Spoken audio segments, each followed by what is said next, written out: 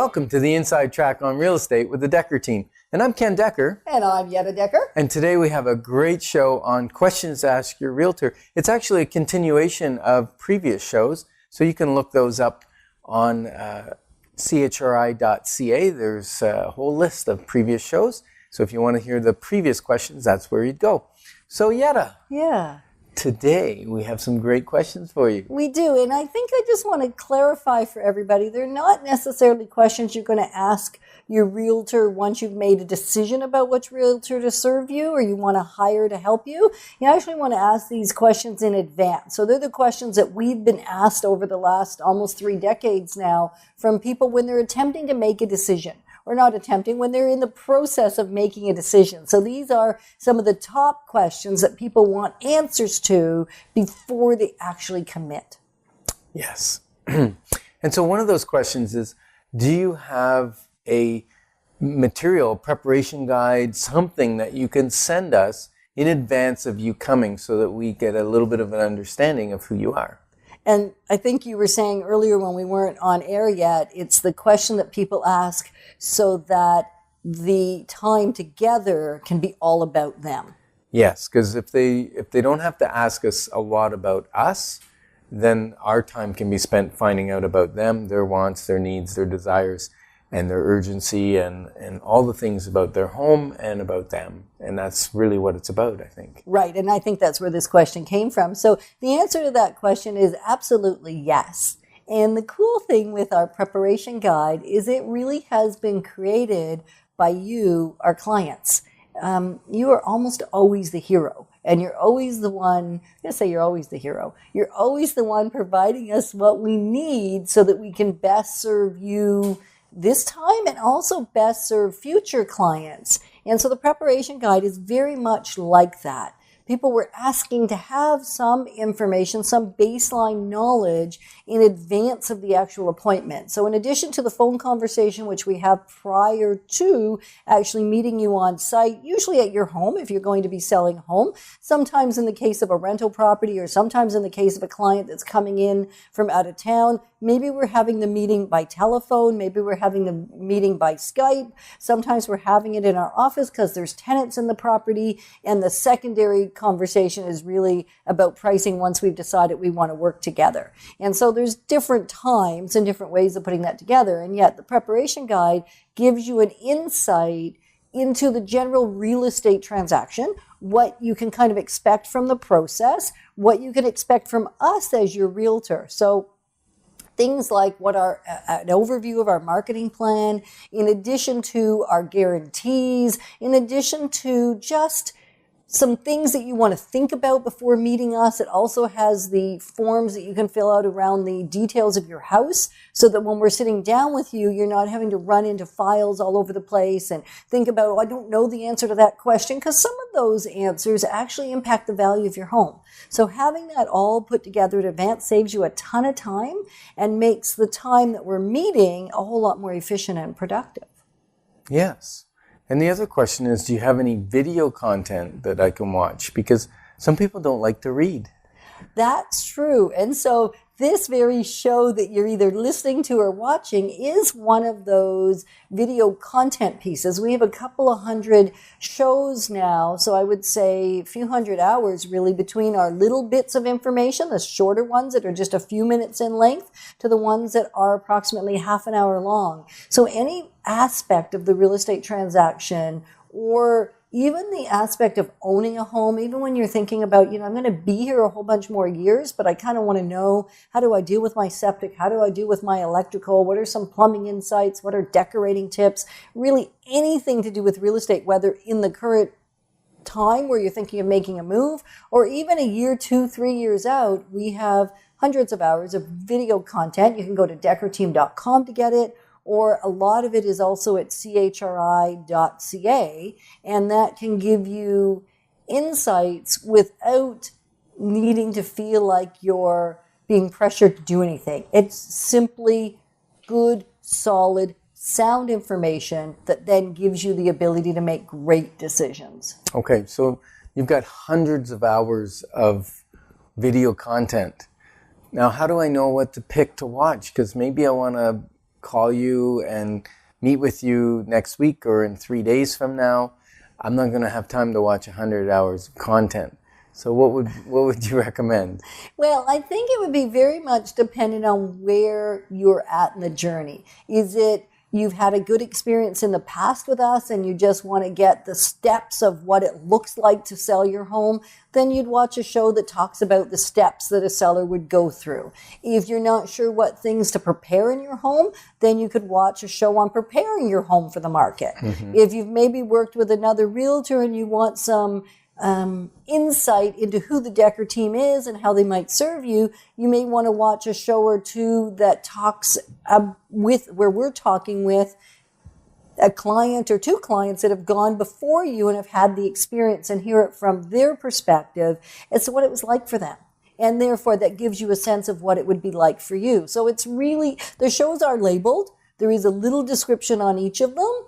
And so it's quite easy to find a show. And once you've called us, actually, what we do when we send you the preparation guide, we've taken it one step further in that as we've had the phone conversation, we've listened to what you're telling us, what sounds important to you. And we include links to 2 shows, the 2 that we think are the ones that will bring you the biggest value at that season in your life, given the transition that you're looking for. So we do a little bit of the selecting for you. And yet, if you're feeling like there's still more information you need or would like to have access to, then you can peruse the couple hundred shows and find the one that rings loudest to you. So those are really the radio shows that are videotaped at the same time. Yeah, those ones are. Yeah. And then some of them have been turned into Decker tips. So they're little tiny snippets, 1 to 3 minutes, 4 minutes, that answer a very specific question. So there's also a cataloging of those as well. Some of those are from excerpts from some of the shows, and other ones, in fact, were simply created to answer a very specific question and have not ever been aired before. So unique information. And then there's also the little fun raw and reels that I do that are on YouTube as well as Facebook, which are insights around everything in life. And yet from time to time, I do talk about real estate. And so those are labeled, and there's some sense of what the content is by the way that they're labeled as well. Okay, cool. So this is kind of an interesting question. And many people ask me, it's what questions do you have for me? In other words, this is in the voice of the client saying, what questions do you have of me for this transaction? In other words, what do you expect from me? How do you want me to have the house? What things do you need to know about the house? What do you need to know about my situation? It's a very broad question. It's a very broad question. And I find some of those are answered when we do the pre-meeting conversation on the phone. So it's not that it's not a meeting, it's just not an in-face meeting or in-person meeting. We have a conversation on the telephone to get a general sense of what it is you're looking to achieve. What are your ultimate goals? Is there a specific home that you've already kind of driven by that you think you'd like to buy? Is it because you're downsizing? What's the intent or the purpose for you in making this move? Are you relocating to another city? All of those things. So the first is sort of what's going on for you. Mm-hmm. And then the other question that we would always have for you is, how did you come to call us? How did you come to call the Decker team? And the reason I love that question is, A, it feels really neat to know what the reasons are that you called, but more because there's usually someone for us to thank. There's usually somebody, in addition to maybe you've seen the cars or you've listened to a radio show or you've been to a workshop on wealth building or finances or buying a home or a career in real estate and then chosen not to go into real estate. Often there's also someone that I need to call and thank for having told you about us. And the fascinating thing is some of the people that I'm told that have introduced us to our current clients, our new clients, we've never even met. They're people that we maybe that know us from being engaged with us at an event or watching the shows or know about us in the community, or someone else they know who knows somebody else has talked about the experience that they had with the Decker team. And then we get an introduction up to even 4 or 5 people removed. And it's neat to know who do we need to call to say thank you to. So that's an important piece because there's usually someone to thank, and I don't want to miss that opportunity. It's such a gift for us and the gift for the person that they've introduced us to. So those are a couple of things. We're also looking at what sort of timeline, what sort of urgency, also looking to get a sense of what do you already know? What do you already know about the home buying process? And then a question that we sometimes address a little bit on the phone and then go into a little bit more when we're face to face is, what are you looking for in a realtor? What's important to you specifically? I mean, the givens are, negotiate on my behalf, protect my interest, work in a timely fashion, be professional. Those things are pretty much a given for all clients. And yet there's still, generally speaking, a list of 1 to 10 more things that are very unique to that client as to what they're looking for in a realtor, and in fact, what they expect from the realtor. So that's an important piece. Any other things that you would think, Ken? Because I know you're a realtor too. So although you're liking putting me on the spot today, Absolutely. and it's quite enjoyable, I'm expecting that you have some insights as I'm talking and sharing the answers to these questions. You too are thinking, she didn't talk about that. That's another aspect. So what other questions would you say you want to know from someone that's given us a call or emailed us to say, hey, can you help me sell my home? Well, sometimes it's some history on the home. Yes. Because we have to market that home. We have to have disclosures to clients, buyers. And so it might be, is there any stigmatization that they're aware of? And stigmatization could be an unnatural death in the house. It could be a grow up was there at some point. It could be there was a foundation leak that's been repaired. It could be all kinds of things. They maybe have an engineer's report for something that was not right that's been corrected, and there's full engineering on it.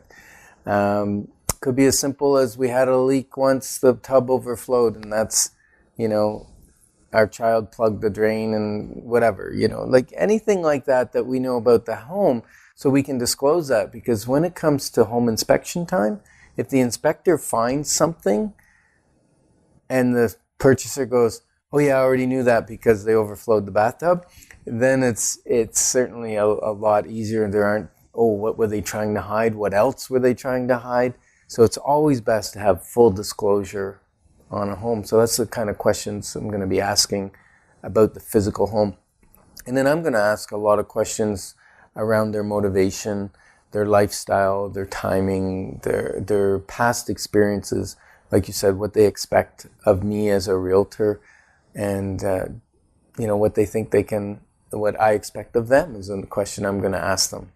Right, exactly. Yeah, so because whenever there's disappointment, just look at yourself in your life. Anytime you're angry or disappointed with something, it's because that there wasn't an expectation that was voiced. You had an expectation that didn't get met, but it wasn't voiced in advance. So it's very hard sometimes to meet expectations that people have if we don't know what they are. Exactly. And the other questions that we're asking about are obviously the pertinent details about the house. In advance of meeting you, we want to come fully prepared so that we can have a conversation about value and about things that we might want to do in the home. So we're going to want to know, we will pull the old listing if there is a previous listing from when you purchased. If there isn't and it was a brand new home when you bought it, or for some reason there is no history on the MLS, then you're going to need to give us a little more detail and a little more information. If there is that, then we're simply going to say, what changes have you made since this previous listing? And maybe you even had it on the market previously with someone else and there wasn't success in actually getting the home sold.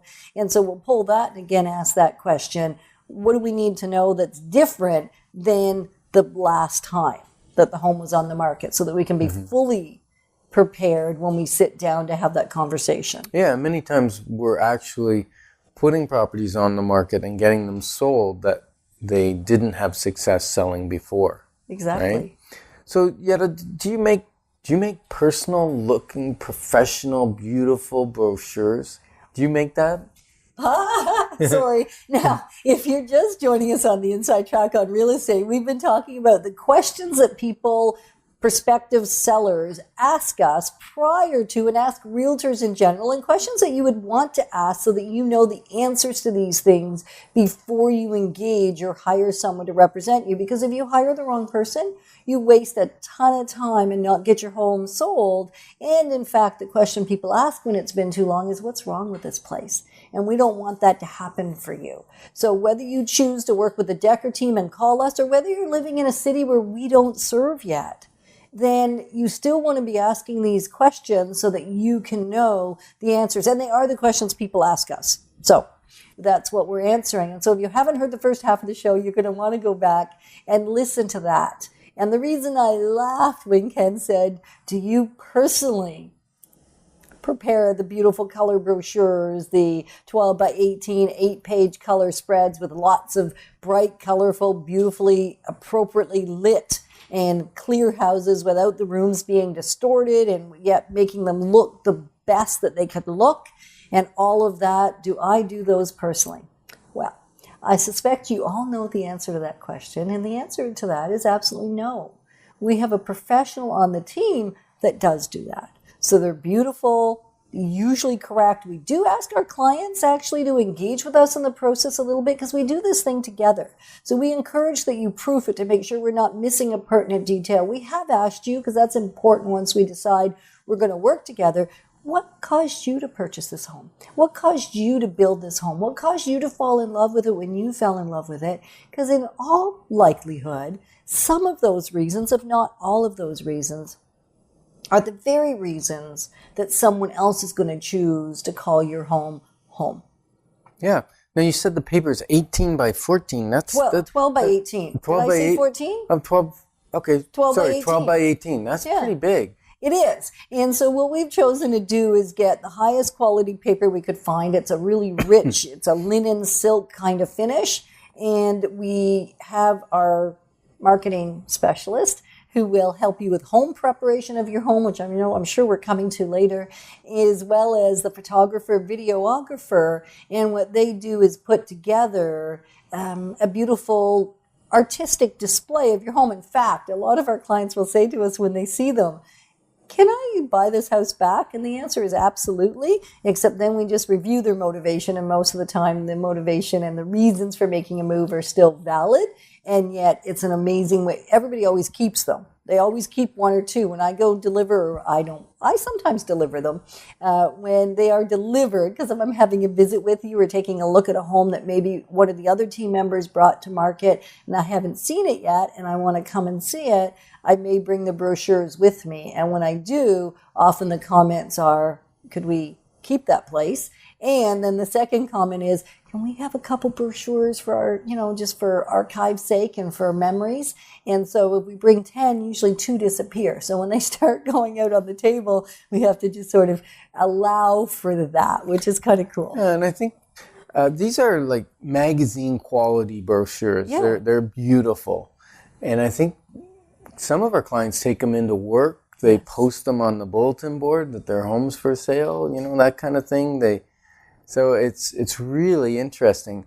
As a matter of fact, I had a client, we still have their home for sale, but we were out on a fishing trip and I brought the brochures to him, and one of the people on the fishing trip was interested in this house based on the brochure that Because you weren't on the fishing trip at his house. No, we were somewhere elsewhere. else. Right. Yeah, so it was quite interesting. And the cool thing with the brochures, if they're done well enough, even when somebody comes to look at your home and it's maybe not the right home for them, what we've experienced quite frequently in our real estate journey with folks is the prospective buyer that it doesn't suit still picks up a brochure because they can think of someone else that it might suit. And because it's quite beautiful, they take it to work or they take it to church or they take it to one of their social clubs and they share it with someone else. So because it's attractive and very visually engaging, and it has just enough information. There's a bit of a story about the house, so we attempt to tell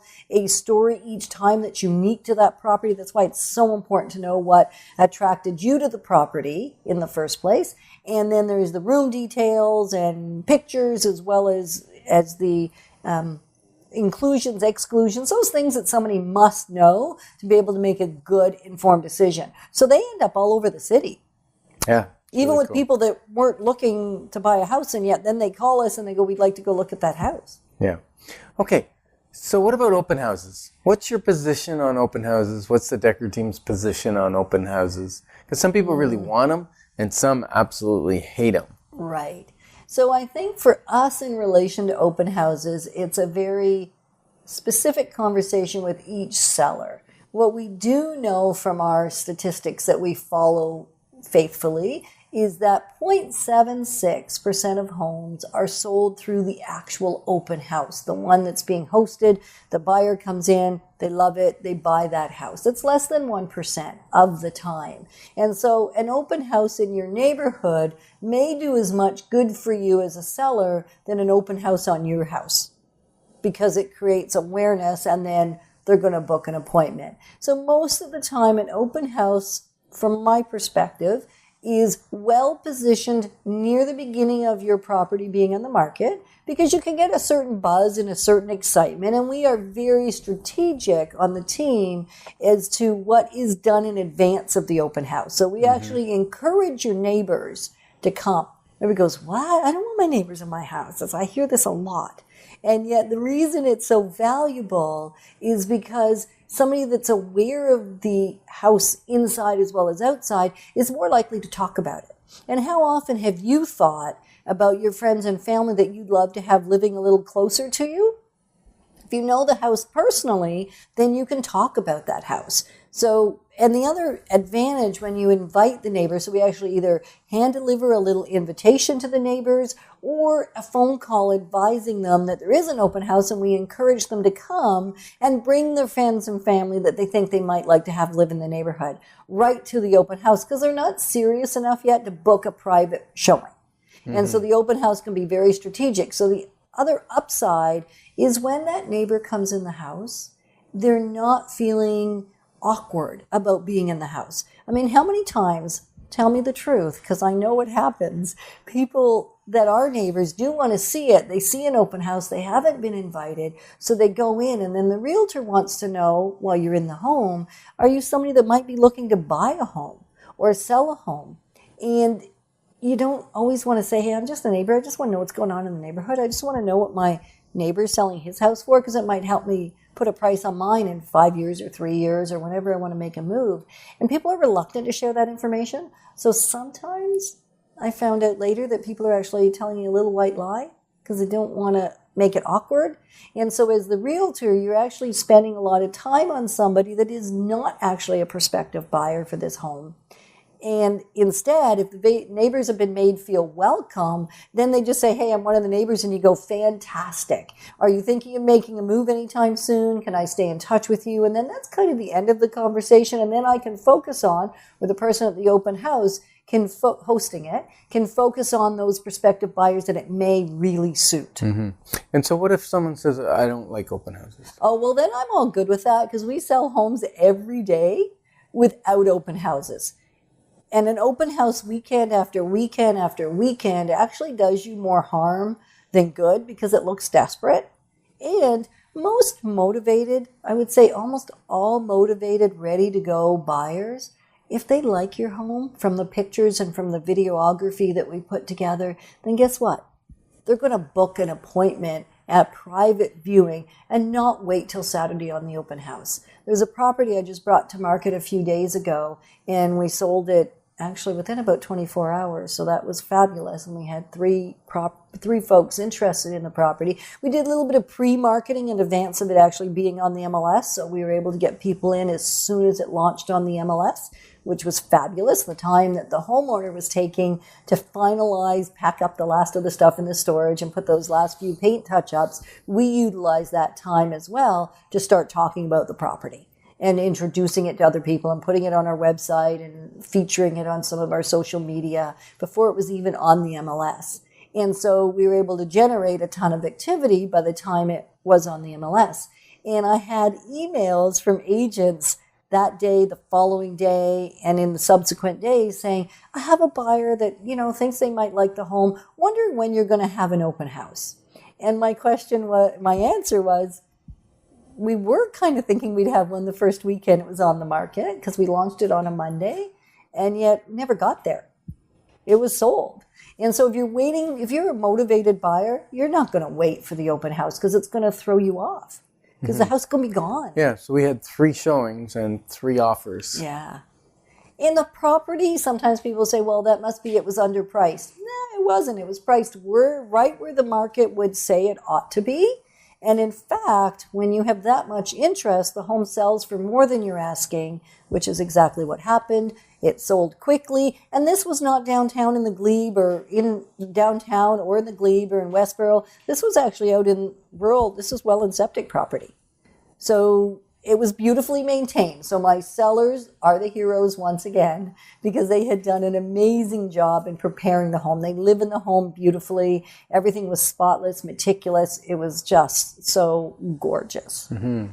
And that helps. Yes. And the folks that bought it, all the 3 couples that looked at buying the home and brought us offers, and multiple offers, in fact, from each of them, they had been looking for some time. And they were just waiting for the right creme de la creme to come onto the market. All right. So that's wonderful. Now we have about 4 minutes left.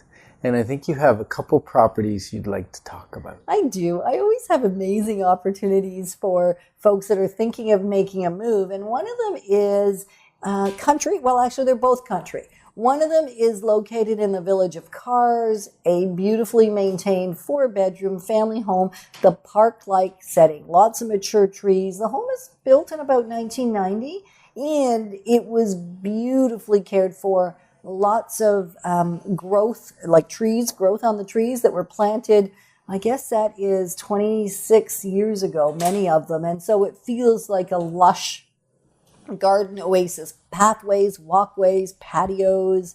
And so that is an opportunity that you, if it hasn't already sold, like today, then that is something that you may want to give me a call about. And that was the original owner, yes, right? 26 original years, owner. first owner. Yes. Yeah. And that sometimes, not always, can change it because it gives you a sense of how the home has been maintained from the beginning till now, right? They even have service contract on everything in the house, not just your furnace and your air conditioning. They have an annual check on the mechanicals, on the fireplace, on the components, because they felt they wanted to make sure that if things broke down, they would have very quick, expedient service.